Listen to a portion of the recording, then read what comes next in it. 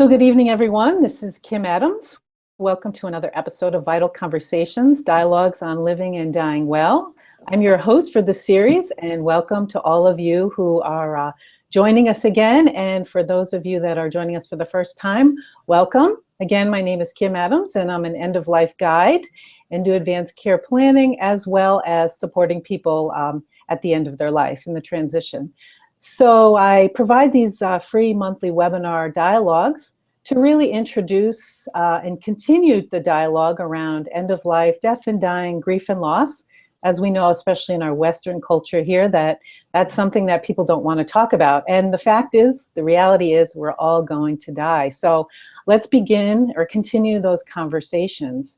And so each month I bring a different guest expert on with me to have a dialogue on a different area within that death and dying spectrum. And tonight we are in for a real treat with Jane Markley, who specializes in advanced care planning. And in a moment, I'll give her a proper introduction with her bio.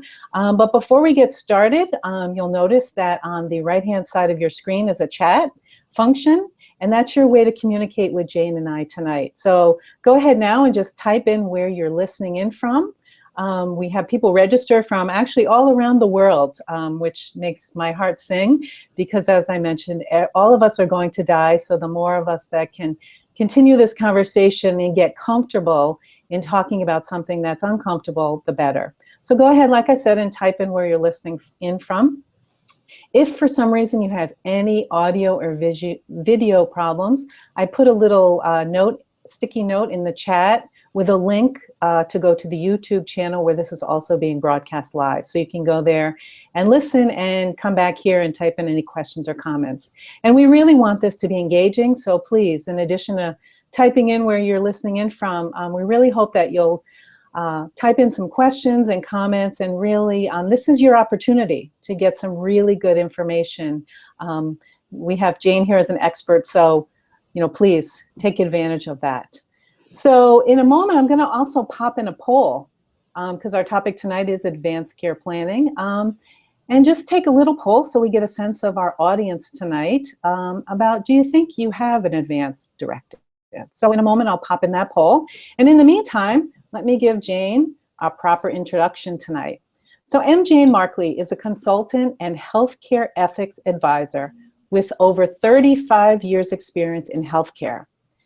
She's the president of Jane Markley Consulting, LLC, where she works with individuals, families, organizations, ethics committees, and healthcare systems to help them understand the importance of advanced care planning for themselves, their loved ones, and their members. She's a retired Navy nurse who's also board certified healthcare management. She's a patient advocate and a former hospital ethics committee chair. She trains healthcare advocates. She speaks nationally and internationally.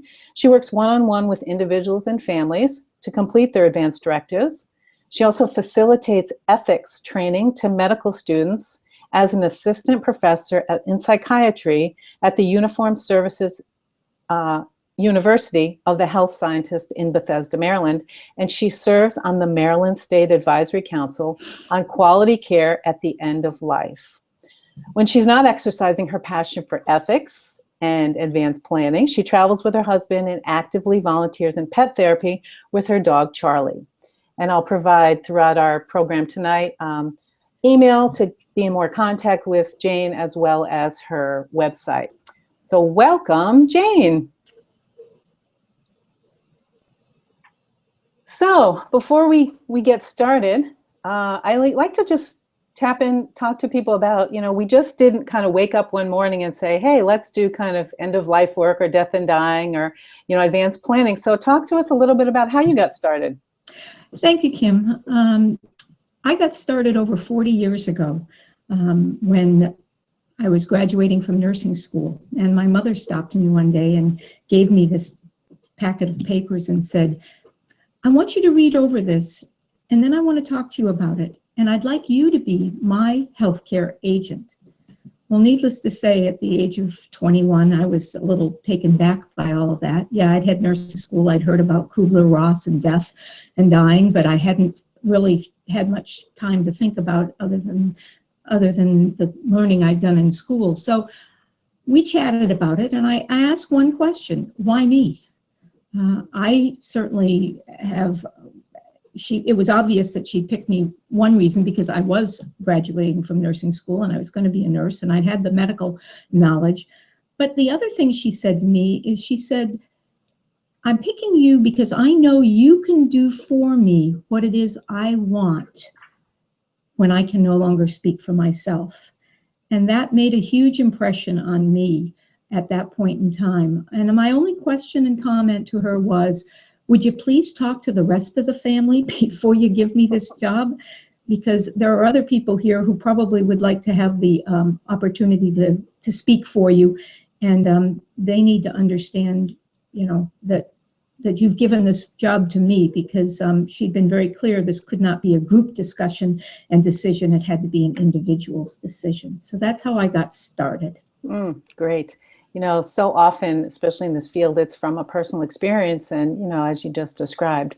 So one of the things that on the registration form that we said we'll be speaking about tonight is kind of, the vital piece that may be missing from advanced directives. And so we'll get to that a little bit later, and also kind of what to do with an advanced directive, in addition to understanding that advanced directive is more than just forms.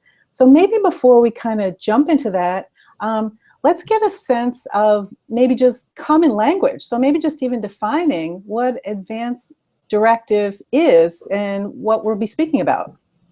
Well, advanced directives have a lot of potential pieces of the puzzle to them, but the basic two things that make up an advanced directive are a living will and a durable power of attorney for healthcare, or the assigning of a healthcare agent. It's twofold pieces. You can do one without the other, but they're much more beneficial to you and to your family and your loved ones, as well as the healthcare profession who will be treating you at that point in your life, if they are mapped together, and if you've had the conversation with your healthcare agent to make sure they understand what it is that you want for your care. Now, are these legal documents, Jane? Yes, they are legal documents. They don't need to be completed by a lawyer, but they do need to be completed with two witnesses who are not signing that they agree with what you said or even have read what you said. All they are identifying is that it is you, Kim Adams, who's the one who's executed this document. And it just requires two. There are 4 states across the United States that require notary, but other than those 4 states, notary is not required. Great, great. And thank you. I see that we have a number of people that are signing into the chat already, so welcome. Just take a quick second. Charlene coming from Massachusetts, and Pashta Mary Moon from British Columbia, Canada, and Mike from sunny San Diego, California. It's probably the temperature here, right, Jane? Because we're both in Maryland. It's about California temperature, but it's getting close to sunset coming up. But anyway. And Charlene, they're coming in fast and furious. Is this another Charlene here from Missouri? And we have Kennedy also here from sunny California, so welcome. So I popped in the quick poll, Jane, and with the question, do you think you have an advanced directive? And it's a 50-50 split. Wow, that's impressive. As many of you who are in this field, and I'm sure there are some of you out there, only about 25 to 30% of the American population actually have put advanced directives in place. And I think what Kim said is very important, in that she asked you, how many of you think you have an advanced directive? There are many people across the country who have advanced directive documents completed, signed, sealed. They look very official, but their advanced directive really isn't completed. Now, why do I say that? I say that because doing the paperwork, although extremely important, is not the only thing that needs to happen. You need to have the conversation with first with yourself as to what it is you truly want, what your goals and beliefs and values truly are. And then you need to have a dialogue with your loved ones about what those same thoughts and feelings are and share that with them. You're going to get feedback. You're going to get all sorts of feedback. And it's important for you to have a dialogue at that point and be able to answer their questions as to why you're making the decisions you're making, why it is you're going in the direction you're going. Without that conversation, whoever is your durable power of attorney for healthcare, your healthcare agent, hasn't got a clue as to how to take care of you when you can no longer communicate for yourself. They'll be caught flat-footed and won't have a clue. They may have known you for 50 years, but if you haven't had this dialogue, if you haven't shared with them what your basic beliefs and values are, you won't be in a position to make decisions for them when something pops up that was not ever considered as being a possibility. Mm-hmm. You know, you raised such a huge point there, Jane, that the first conversation needs to be with ourselves, right? About what's Mm-hmm. really important to us. And so again, backing that up to before we're looking at any forms, but what's our values, what's our priorities, what's preferences, what do we really want? And then being able to have, which is not always an easy conversation, right? You know, to be able to have that with our loved ones. I would venture to guess in all your work with healthcare agencies and individuals and organizations that you probably have some examples of things that didn't go quite right because the conversation was never had with a loved one or with someone that they wanted for their durable power of attorney. Oh, there's a plethora of them out there. Not talking to your power of attorney ahead of time, as I said earlier, leaves them flat-footed. And I have a young man who tried to help me very early on when I was teaching about advance directives. And he came up and offered to help me. Well, yeah, as she alluded to in the beginning, I was in the Navy, and if you don't already know, you don't volunteer to do anything in the Navy. Mm-hmm. You always have plenty to do. But he was volunteering to help me, and I appreciated that. But I said to him, there must be a reason for this. It's not often that an 18-year-old has an interest in the subject to begin with, let alone what appeared to be a true passion, because there were tears in his eyes when he asked me to help. And I asked him what the story was. And his story was that he grew up with a young lad who had many years with a good friend, and they'd been best buddies. They'd gone to the swimming hole together. They'd been bicycling together. They'd just grown up together. And one day they had a conversation while they were outside and enjoying the fine day. And the other friend said, you know, my grandpa's in the hospital and I don't understand. He's not getting better. And he's there and he's so sick and he's so old. And I don't understand. He keeps saying he wants to die, but everybody keeps doing different things to him. You know, if I can't do what I'm doing, you know, in my life, if I can't be, you know, active and what I am, I'm not sure I'd want to live like that. I want you to promise me that you'll make sure that people know that if something was to happen to me. Well, this was a fortuitous conversation in some respects, because my friend basically said of course he would. Well, of course, like any good 16-year-old who gets his license and then gets a motorcycle, this young lad ran into a tree within a week of having accessed his motorcycle and ended up in the ICU. Again, fully tubed, everything going wrong that could go wrong. And they worked really hard to do everything they could to bring him back. And my friend was there every day and with his family, with his loved ones. And it wasn't happening. Weeks were going by and he was in a vegetative state. And finally, my friend had the gumption to go talk to his friend's mother and father. And he explained the conversation that they'd had. And he begged them to discontinue the tubes and all the activity that was going on, because he said this is not what he would have wanted. Unfortunately, And not unpredictably, it's very hard to let a child go. I know it's very hard to let them go, but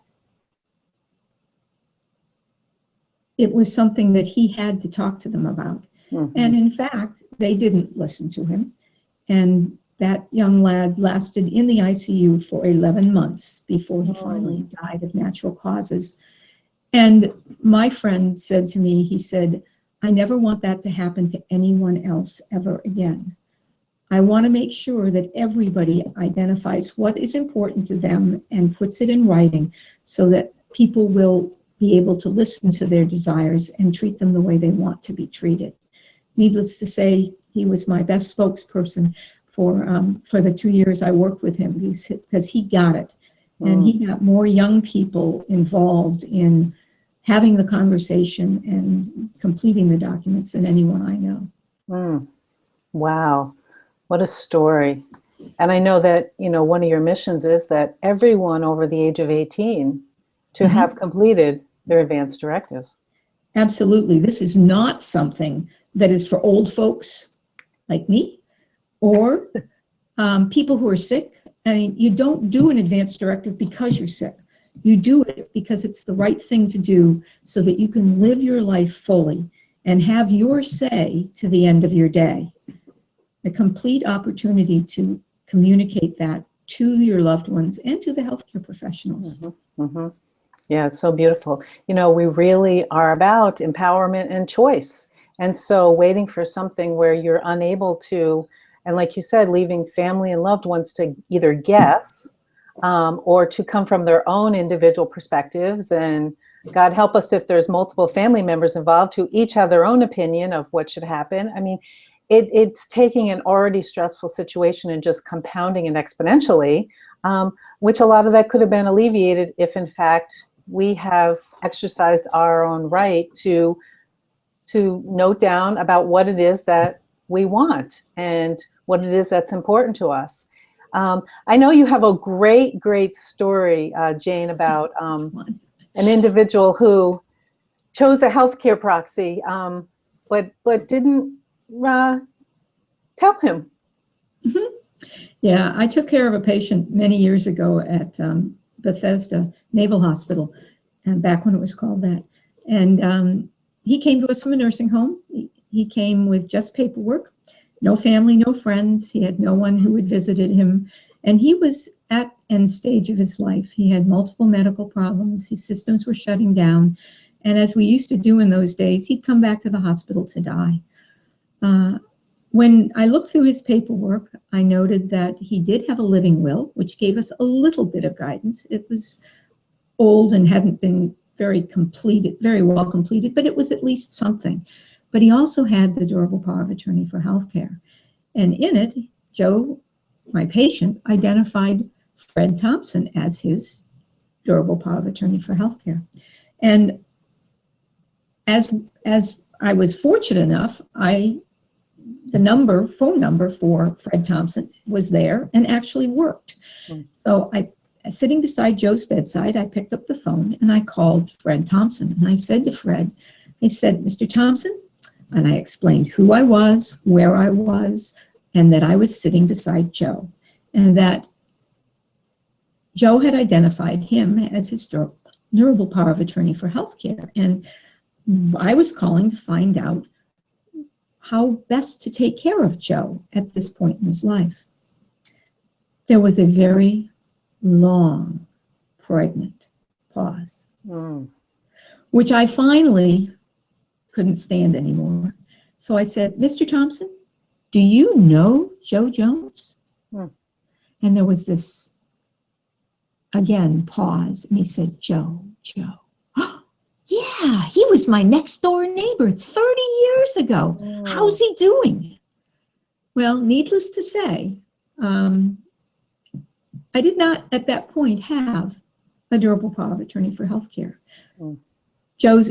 Fred's comment to me was, he did what? We've never had that conversation about what he wanted. He didn't tell me he put my name down. How could he do that without talking to me? Well, the documents were beautifully executed from a very formal legal office to be unnamed. And the only assumption we can make at this point is that when Joe went in to complete his paperwork, he was asked, who do you want to be your durable power of attorney for healthcare? And thinking of no one else, he thought of Fred and put Fred's name down. Mm. Without the conversation, the documents are pretty useless. Yeah, yeah.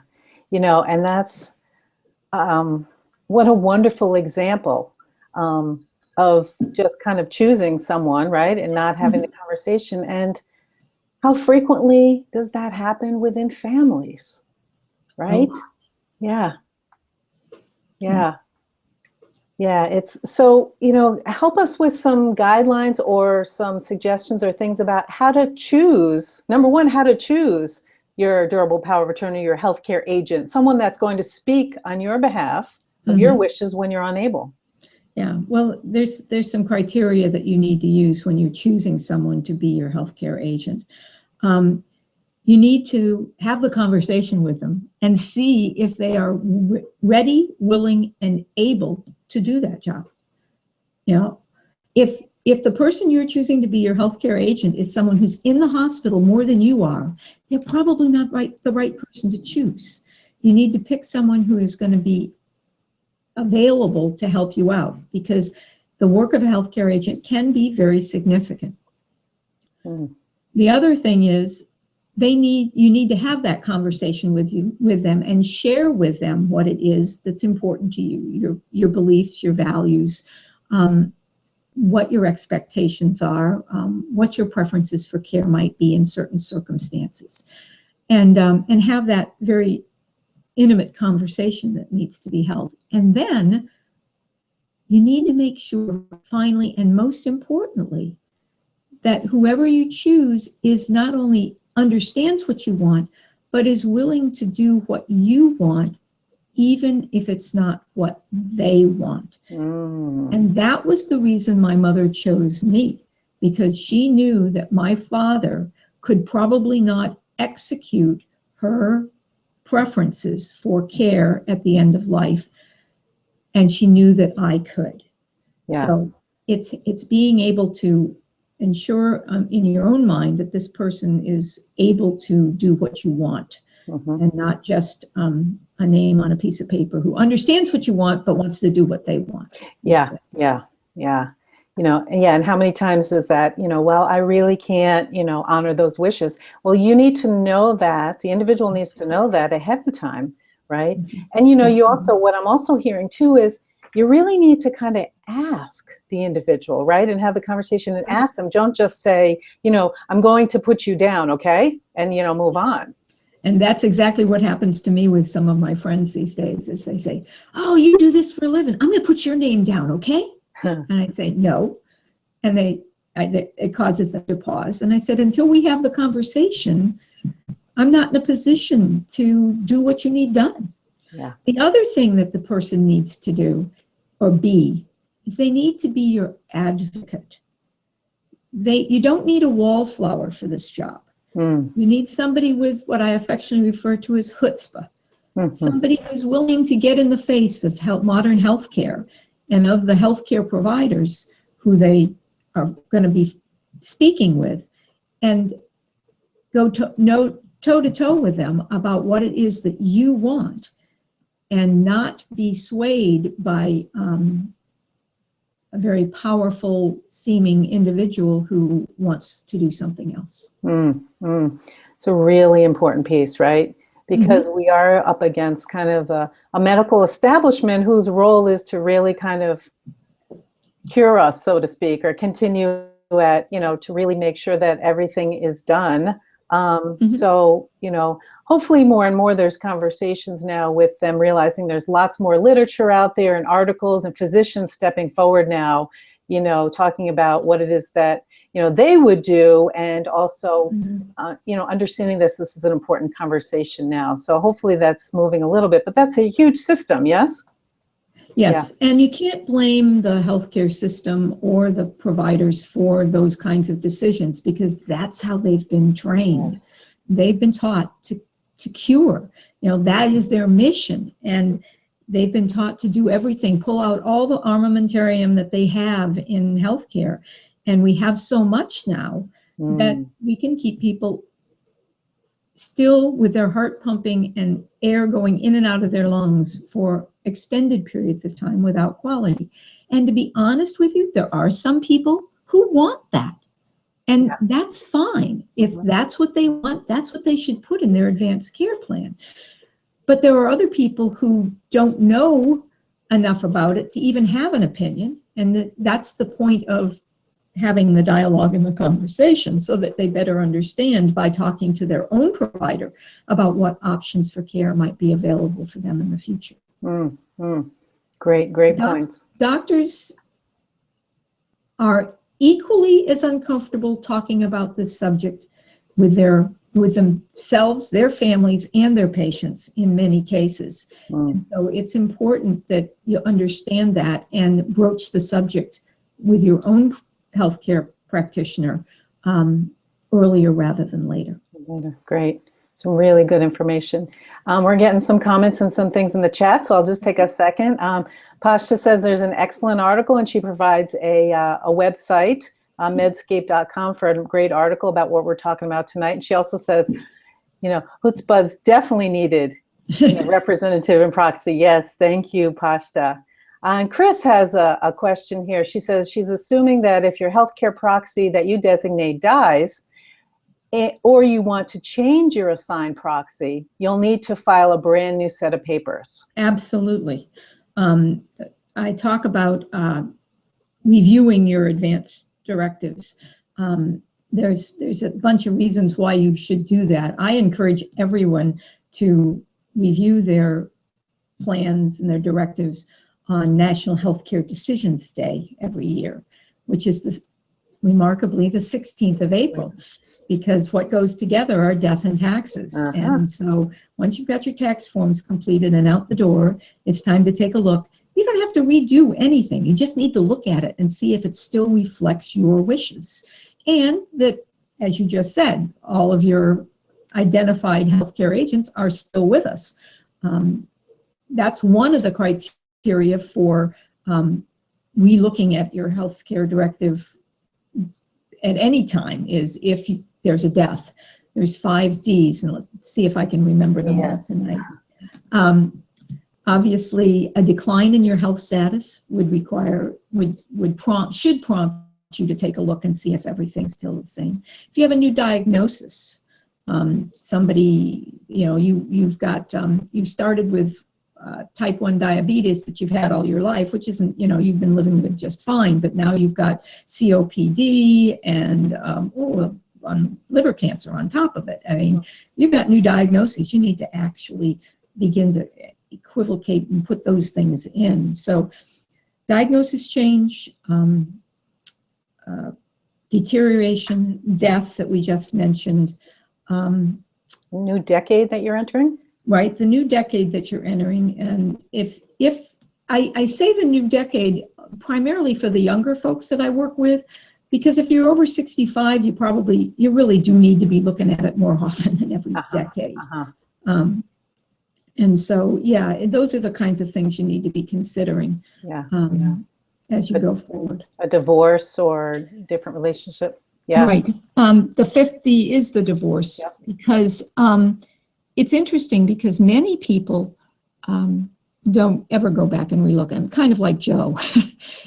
Didn't go back and look at it for 30 years. But if there's a divorce, it is important for the parties, even if they choose, and I have had several clients who have chosen their ex-spouse as their healthcare agent for many reasons, all of them very good.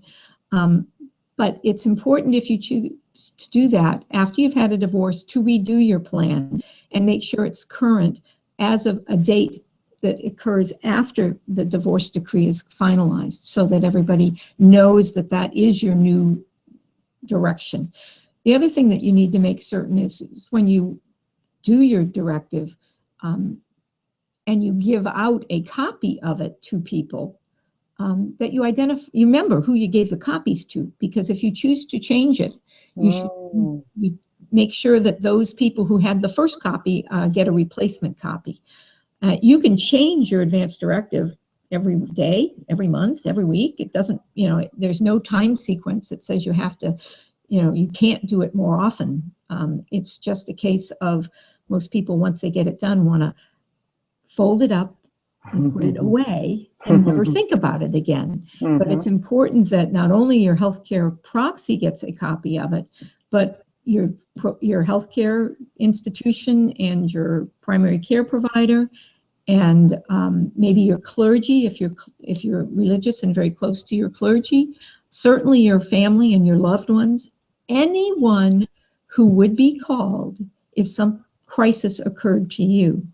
Those are the people who need a copy of it. And you need to have the conversation with them. Yeah, yeah. It definitely kind of they go hand in hand. Because you're right. I mean, how many times I've heard the same, people fold it up nice and neat and they put it in a safe deposit box. Don't do that. Not useful when there's when it's needed in medical. Who even knows how to get into a safe deposit box, right? If you're unable to. So yeah, I think, the people that, and, you bring up a really great point in terms of, if it's changed, you really need to remember who you've given it to so that, they have an updated copy. Right. Can you imagine that fiasco if there's, people all of a sudden show up with, well, I have this, and yeah. Yeah, and that's why it's important for everyone to understand that it's the most current dated, signed, dated, and witnessed document that is the valid document. Yeah. And there are some people who give guidance to the public to complete a different document if they are living in two different states. For example, they're snowbirds and they're north in the summer and south in the winter.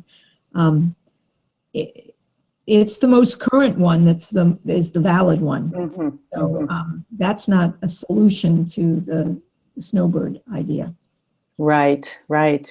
Great. So we do have a couple more questions and comments coming in, so I'll take a moment to read some of these. So Jacqueline says that healthcare resources seem to be stretched to the limit, and she's up in Canada, so in Ontario anyway. Hoping more people will do an advance care directive, especially in light of the baby boomers aging. A huge population. Yeah. So Kennedy asks, can you address the difference between the Advance Directive and the PULSed? Now, that's a whole other conversation, right? The PULSed, but maybe you can just identify what the definition. Where is Kennedy from? California. California, okay. And the reason is every state is different for advance directives, and every state is different for the PULSed. I'll try to speak to the California side in general, and I'll explain why in a minute. But I don't like mixing these topics with the general public because everybody gets confused. Yes. Advance directives are documents that everyone age 18 and above should have and should update and make sure their loved ones have. PULSeds are usually used, and as in California, for people who are nearing the end of their life, who have made a decision that they want to limit the care that they receive.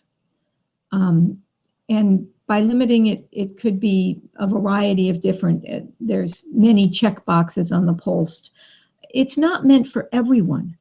It's meant for the person who is, say, at the end of their viable chemo treatments, who says, I've had enough. I don't want to go back to the hospital. I want to be with my family. I want to be at home. I want the quality that I can get for the last few days of my life, and I don't want to go back to the hospital. A PULSed is basically an outpatient DNR order, do not resuscitate order. And we've always had them on the inpatient side, and it's always been a problem, and every state's grappled with it in different ways. PULSed was started in Oregon, and it's spread across the country, but as with any good thing, it's interpreted differently in every state. The PULSed, as in California, and in Oregon, I think the two are pretty similar. They're done towards the end of life for someone who doesn't want to go to the hospital again, and particularly folks who think, well, if my son who's in California all right, your son who's in Washington, D.C., who hasn't seen his mom in California in 20 years now comes hurrying out because the end is near and sees her laboring to breathe or having a problem and calls 911. Well, 911 knows, and certainly all the EMTs that I speak to know to go to the refrigerator of any place they go to see if there's a pulse form on the refrigerator, which is where it should be. That will give them the official guidance as to what to do for this patient. I hope that answers. MOLST is used totally differently in the state I'm in Maryland. So it's, again, every state's a tad bit different. Right. And Kennedy says that was the absolute clarification I was looking for. Many thanks. Not needed for everyone at all times, different documents. Yes, great, Kennedy. Good. Super. So Alva, hopefully I'm pronouncing your name right, from Massachusetts, says, what kind of questions should the healthcare agent ask? My mother has a healthcare proxy and I am named. Oh, you are the healthcare proxy, huh? Lucky you, Alva. Have you had a conversation with your mom, I guess is the first thing I'd ask, about what's important to her, what her beliefs and values are. There's a lot of ways you can approach the subject, and I'm going to refer you to the Conversation Project that has a very lovely document that's free at www.theconversationproject.org. And they have a whole list of questions that you can use to try to stimulate the conversation. But you want to know, again, what is important in your mom's life? What is it that would make life not worth living? I had one gentleman who said to me, he said, this is just the way people think. He might change his mind as he goes along, but his comment to me was, he said, I'm going into surgery tomorrow, and if when I come out, I can still be cognitive, watch my football on Sunday afternoon, eat my ice cream, and talk coherently with my grandchildren, he said, life will be worth living. And he said, so that just gives you a sense of what's important to people, and to understand what it is they want. And without asking those kinds of questions, you just never, it just never comes up. Mm-hmm, mm-hmm. Yeah, it brings you right back to that. It's just not about checking boxes on a form. It's really having those important conversations to say, to really be bold and really be curious, to put what our own, especially if it's a family member that, in this case, Alva, it's the mom, and as the child, you want the best for your mom, but it's really mom's decision. So really just being curious and asking those open-ended questions about what's important to her so that you're clear, that they're clear. Yeah. Alva, what you want is you want to understand enough of your mother's thought processes to know that what you choose for her will be based, when she needs you to choose for her, what you choose will be based on your understanding of her. And that's, at those times, the very best you can do. And it's the people like Fred who haven't got a clue, who are really left out in left field because they've never had those conversations. You may not feel like you're making great progress because mom talks about different things, but you will have had a better sense of what her goals and aspirations are for her quality of life as she moves forward. And it will make it it's never easy. Oh, trust me, it's never easy. But it will give you a better signpost and guidepost to make those good decisions for your mom. And when it's all said and done, you'll be able to say to yourself, I did what mom wanted. And that's extremely important for your mental health as well. Yes. The maybe they didn't, the second guessing, the regrets, All that is taken away. Yes, yes. And thank you, Alva, for bringing this question up, because, you know, not only for you, and I see that your mom is 102. Wow. Oh my.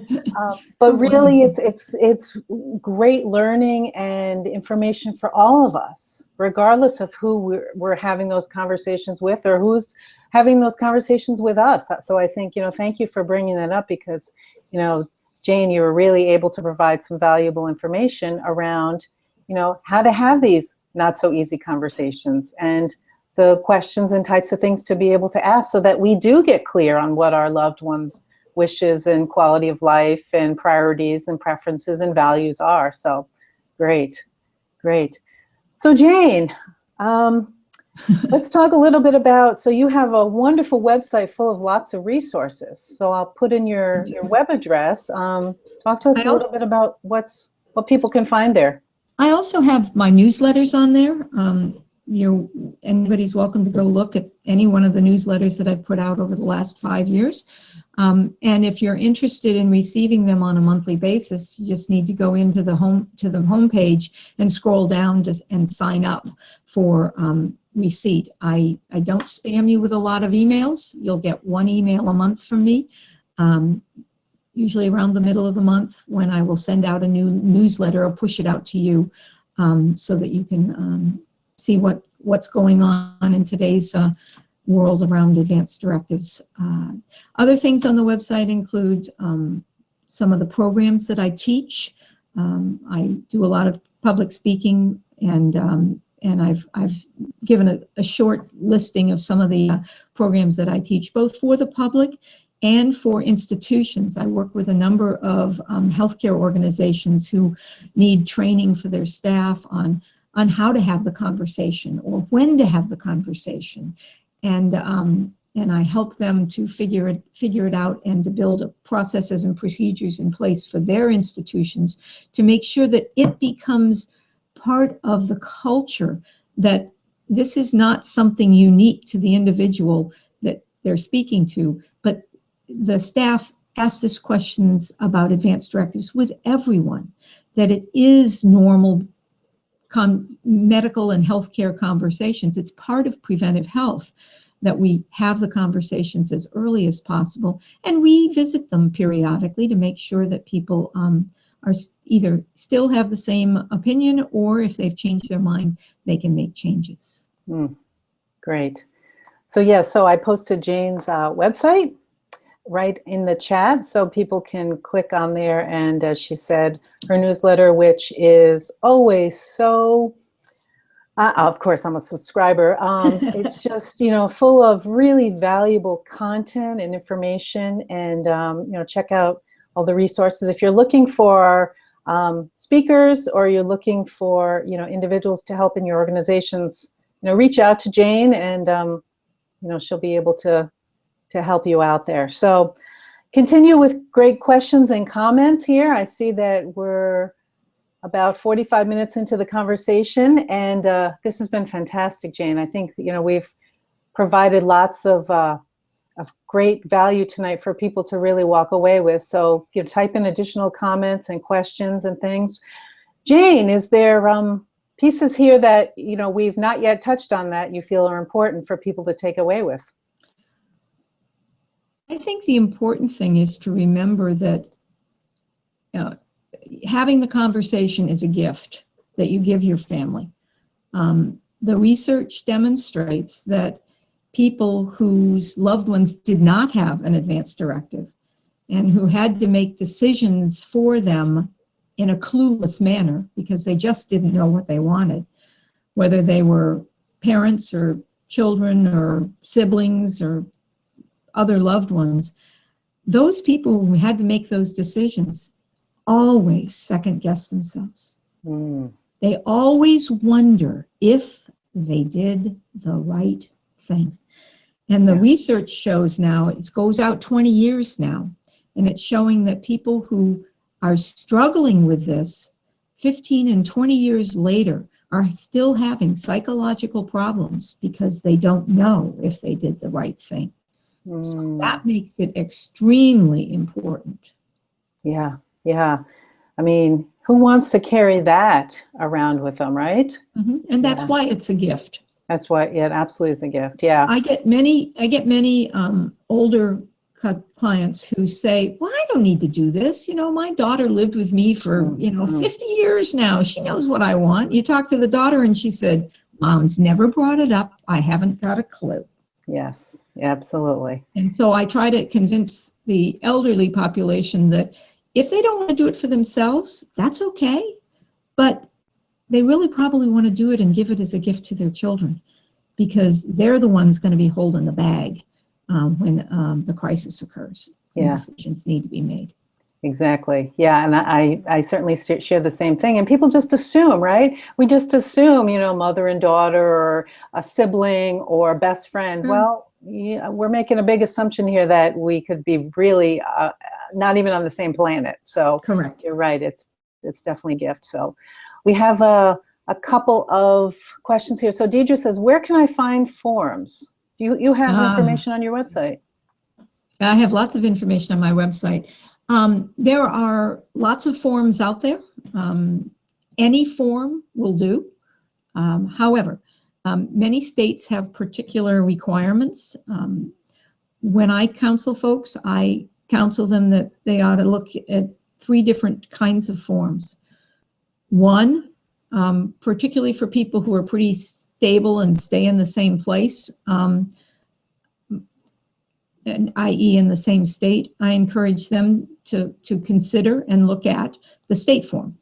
Now, for many people, that's just too much of a legalistic document with all the legal jargon that comes out, and they're long. I know Maryland's is like 18 pages long, and that may or may not be something. Now, for some people, that's perfect. They like the legal side. Everybody's different, and that's why there's no standard form across the world, because the form that is best for the individual is the one they'll fill out and have the conversation around. Right. My preference form, and the one that I encourage people who are snowbirds and who travel to use, is 5 Wishes. 5 Wishes was developed by Aging with Dignity back in the 90s. It's been used extensively worldwide since then. In fact, Japan is actually considering using it as their national tool, but it can be used in any one of the states. And in 42 of the 50 states and the District of Columbia, it has been approved through the state legislature as being as good as or can be used in lieu of those states' forms. In the other states, they can still use it. I think Texas is the one that catches me most. It hasn't gone through the legislature. It just hasn't, they're busy. They didn't have time to get to this. But the city of Austin gives it out to all of their employees and encourages them to have the conversation and get their families to complete them in themselves. So it just requires that you add a form from the state of Texas. It's very simple. But I like that because then you can use it wherever you might be located. There's another one out there which is gaining a lot of traction, particularly among the younger set, because it's only electronic, and we know the younger set prefers the electronic, although 5 Wishes can be also done electronically very well. And that is My Directives, which is a tool that the thing that I do like about My Directives is that it allows you to videotape your message. And that can be very compelling for children who've been estranged to see mom say, listen, Joe, I know that we haven't gotten along all of our lives quite so well, but it's important to me that Sally does this. And she knows what I want, so I want you to follow whatever she says because we've had the conversation. It does have a very personal impact. Great.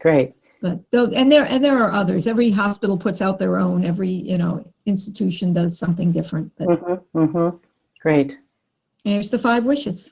Yes. So here, for everyone can see, here's the 5 Wishes.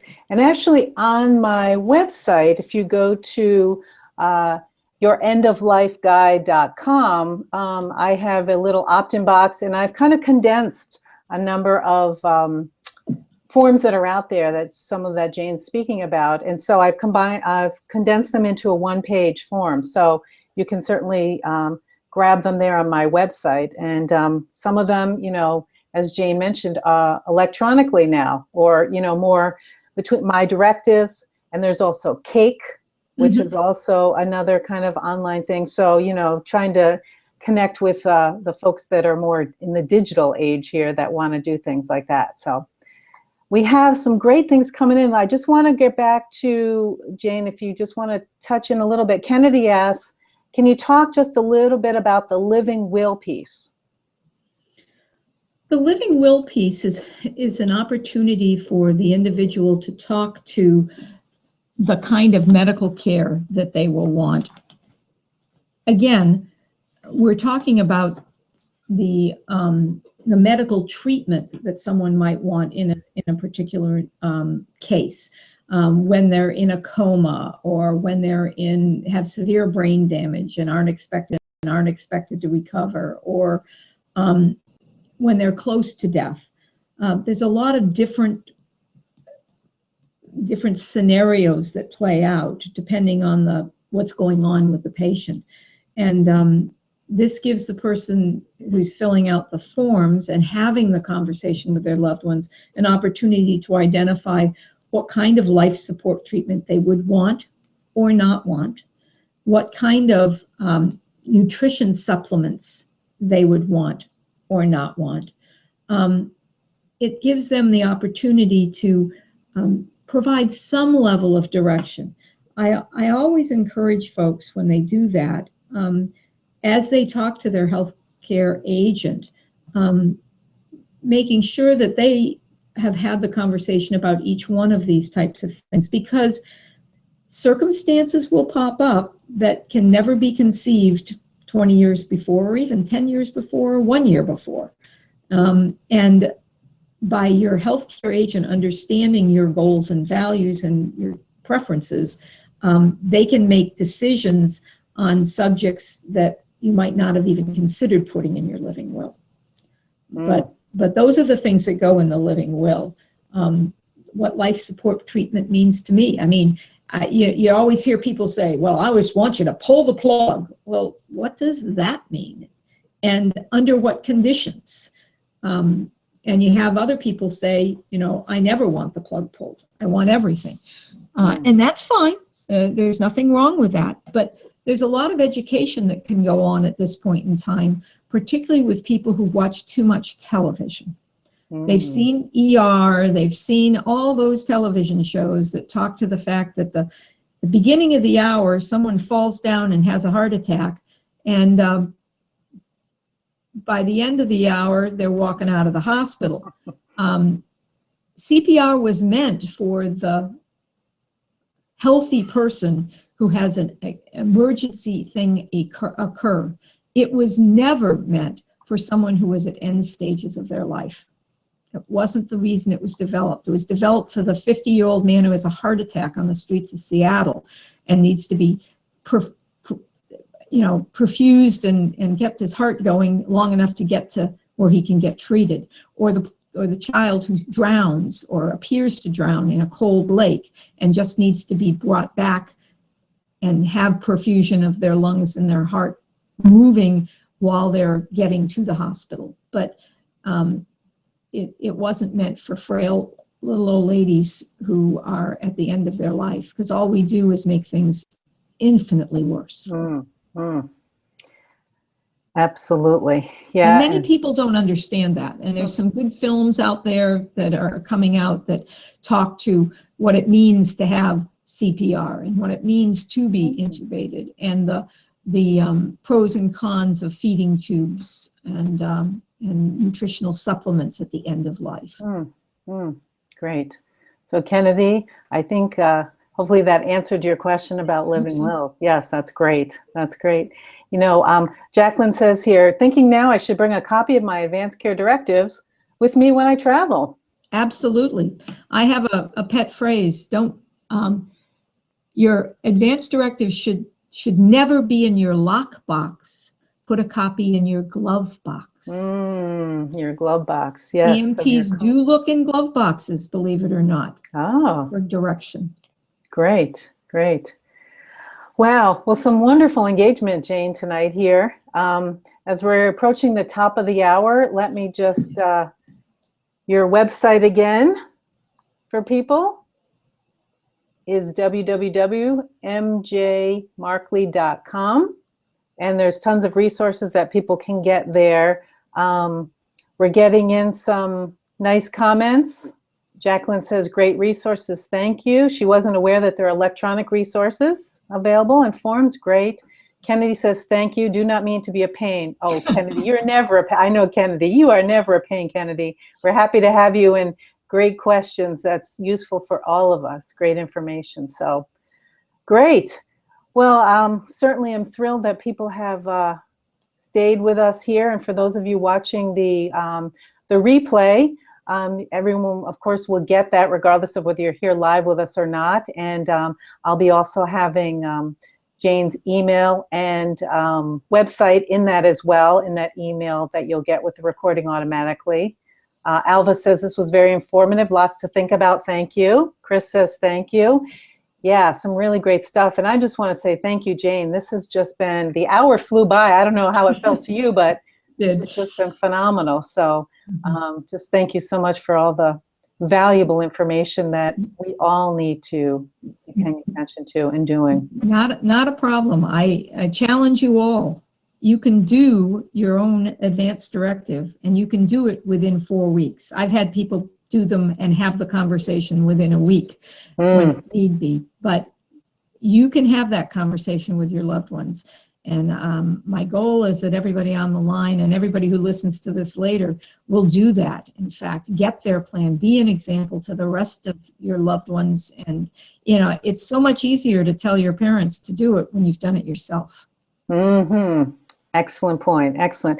Well, there you go, everyone. Jane has just issued a challenge, and we'd love for you to, you know, report back to either one or both of us, you know, that you've completed your advance directive, had the conversation. If there's more, if you've already done it, maybe it's time to pull it out again and take a look and make sure it's still updated and correct. So again, Barbara, you're very welcome. She says, thank you both. It's great information. Deidre, very important topic. Thanks. Pashta, many thanks. And many thanks to all of you who are here. We wouldn't have these webinars if you didn't show up and take an interest in this such an important topic that is, you know, going to happen to all of us.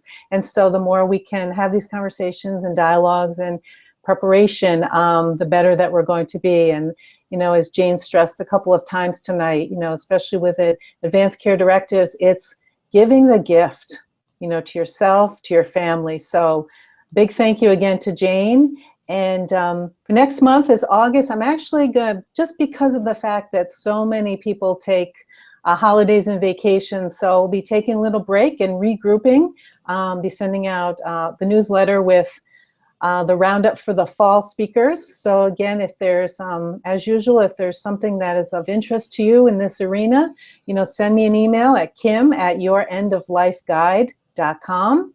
And certainly check out my website, again, www.yourendoflifeguide.com. And the free gift there is that summary of resources for forms for around advanced care planning. So check that out if that's something that you are interested in. So as we are at the top of the hour, once again, a big thank you to everyone. And we'll take next month off, but certainly be in touch via email. And look forward to hearing from some of you regarding the challenge that Jane has put out to all of us about taking care of your advance directive and having the conversation. That's the piece that we say, if you think you have it, have you had the conversation? And probably 9 times out of 10, a lot of us have not. So that's an important takeaway for you tonight.